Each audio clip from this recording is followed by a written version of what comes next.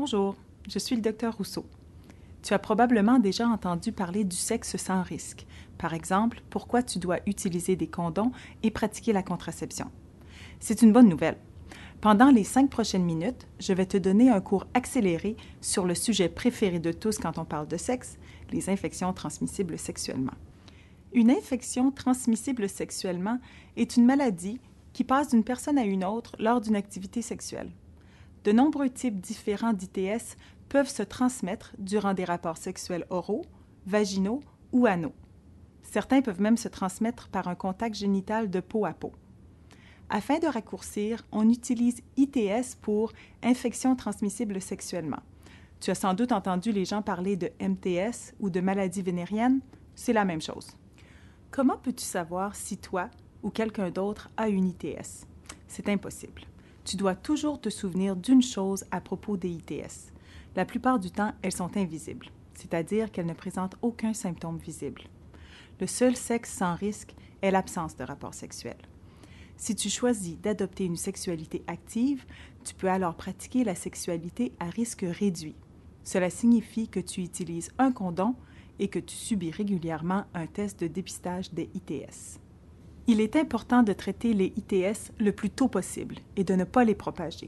Beaucoup d'entre elles se traitent facilement, mais si l'on néglige de traiter une ITS, elle risque de causer d'autres complications pour l'organisme. Certains types d'ITS peuvent entraîner l'infertilité et même la mort. Je vais maintenant te renseigner sur chaque ITS. Si tu veux obtenir de l'information plus détaillée, rends-toi au site masexualité.ca. Les ITS se divisent en 3 familles: les infections parasitaires, les bactériennes et les virales. Commençons par les ITS parasitaires. Infection parasitaire. Un parasite est un organisme qui vit aux dépens d'un autre. Imagine un petit insecte qui vit au détriment d'un être humain, mais qu'on ne peut pas toujours voir à l'œil nu. On désigne aussi les poux du pubis par le terme morpion. Ressemblant à des crabes, ils vivent dans les poils du pubis aux alentours des organes génitaux. Ils pondent des œufs à la base des poils. Pouvant causer des démangeaisons ou un peu d'inflammation, ils se propagent assez facilement. La gale est provoquée par de minuscules mites qui creusent de petits trous sous la surface de la peau et y pondent leurs œufs. On ne peut pas les voir, mais elles sont susceptibles de causer des éruptions qui démangent. On peut traiter la gale et l'infestation par les poux du pubis avec des lotions et des shampoings. De plus, le lavage de l'ensemble de la literie, des serviettes et des vêtements à l'eau chaude aide à tuer les mites et les poux, ainsi qu'à éviter leur réapparition. La trichomonase est une ITS répandue. Elle est causée par un organisme unicellulaire pouvant infecter l'urètre, la vessie, le vagin ou le col de l'utérus ou s'introduire sous le prépuce. La trichomonase peut se transmettre par l'activité sexuelle et l'échange de jouets sexuels. Elle ne présente souvent pas de symptômes, mais elle peut engendrer la démangeaison ou l'irritation des organes génitaux, ainsi que des pertes écumeuses ou une douleur à la miction, chez les femmes et chez les hommes. Cependant, la trichomonase se traite facilement avec un médicament. Les infections bactériennes représentent le prochain groupe d'ITS. Il s'agit d'infections qui se produisent quand des bactéries s'attaquent à une partie de l'organisme.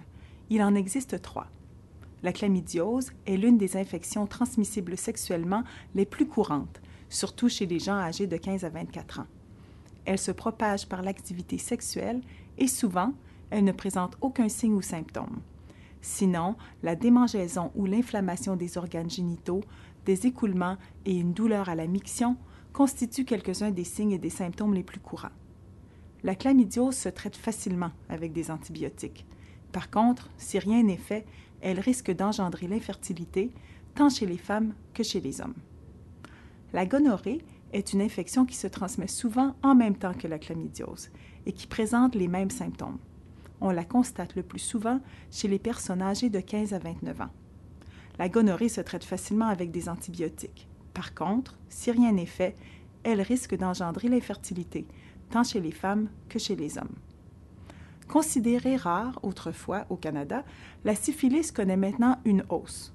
On la surnomme la grande imitatrice parce qu'elle présente des signes semblables à ceux d'autres maladies. La syphilis se développe en 3 stades. Elle commence par un petit chancre indolore, là où la bactérie est entrée dans l'organisme. À ce stade, elle se traite facilement avec des antibiotiques si on la détecte tôt. Au deuxième stade, une personne peut ne pas se sentir bien ou constater la présence de petites verrues lisses dans la région génitale. Au troisième stade, si elle n'est pas traitée, la syphilis risque de provoquer des problèmes cardiaques ou mentaux ou même la mort. Les infections virales constituent le dernier groupe d'ITS. En général, les infections virales s'attaquent à de nombreuses parties du corps en même temps. Il en existe 4. Le virus du papillome humain, ou VPH, est l'infection virale la plus répandue. Au Canada, 75% des adultes contracteront au moins une infection au cours de leur vie. Plus de 30 types de VPH sont transmissibles par des rapports sexuels oraux, anaux ou vaginaux. Cependant, le virus se propage aussi par contact de peau à peau. Certains types provoquent des verrues, tandis que d'autres risquent de causer le cancer, si le VPH n'est pas traité pendant de nombreuses années. Souvent, il ne présente aucun signe ou symptôme, et il peut être difficilement détectable. Des vaccins sont susceptibles de prévenir les types de VPH les plus répandus. L'hépatite B est une infection virale qui s'attaque au foie et se prévient avec un vaccin. Il ne faut pas la confondre avec l'hépatite A ni l'hépatite C, d'autres formes de maladies du foie. L'hépatite B se transmet facilement, non seulement par des activités sexuelles, mais aussi par l'échange d'objets comme des rasoirs, des seringues et des brosses à dents. La fatigue, le jaunissement de la peau, des nausées, des vomissements et une perte d'appétit constituent ces signes et ces symptômes.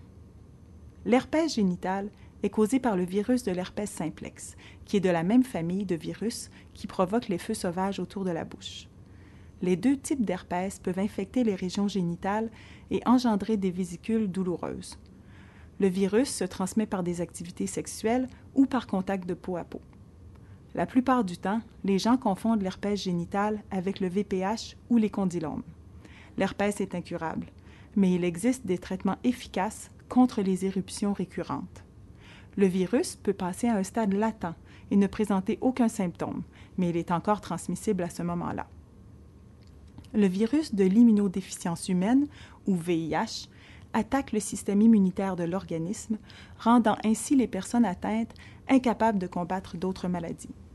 Il se transmet facilement, non seulement par des activités sexuelles, mais aussi par l'échange d'objets comme des rasoirs, des seringues et des brosses à dents. Il ne se propage pas par une accolade, une poignée de main ou un autre type de simple contact. D'abord, une personne infectée peut éprouver des symptômes semblables à ceux de la grippe, un mal de gorge, des douleurs articulaires et musculaires, des éruptions cutanées et une perte rapide de poids. À la longue, les personnes atteintes peuvent devenir très malades et mourir d'autres infections ou de cancer. Si tu constates des symptômes d'ITS et si tu as eu des rapports non protégés avec quelqu'un, consulte un professionnel ou une professionnelle de la santé. Si les résultats des tests de dépistage sont positifs, vois à te faire traiter par lui ou elle dès que possible. On te demandera aussi de communiquer avec l'ensemble des partenaires avec qui tu as eu une activité sexuelle afin d'éviter de propager les infections. Il est important de traiter les infections transmissibles sexuellement. Beaucoup d'entre elles se traitent facilement, mais elles risquent d'engendrer l'infertilité ou même la mort si rien n'est fait. Pour en apprendre davantage sur les tests de dépistage des infections transmissibles sexuellement, regarde la vidéo « Ma première consultation de contrôle des naissances et de dépistage des ITS » ou visite le site masexualité.ca.